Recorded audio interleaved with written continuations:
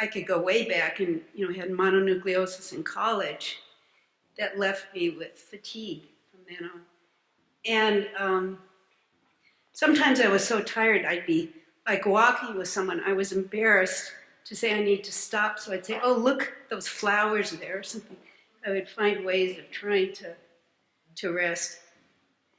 So when I contracted Lyme disease, which was about 5 years ago, I knew that I needed to find something that could help me with my physical health.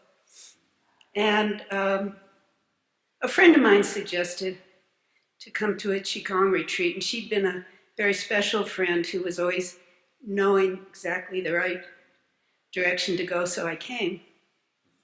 And I made the commitment to do a gong for 3 hours a day for 100 days because I felt very committed to heal. I didn't want to have yet more limitations piled upon the limitations I was already experiencing in my life. And about a month into my practice at home, I went to have a massage with a body worker who had worked on my body before I left. She was very familiar with it. And I had a very severe scoliosis. So one side of my back was much higher than the other, my shoulders.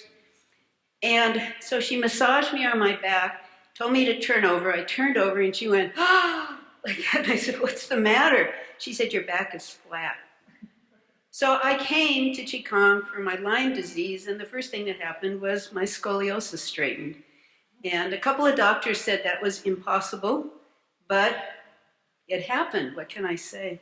So I visited my Lyme doctor a few months into this practice, and her question to me after examining me and talking with me is she says, what are you doing for your healing?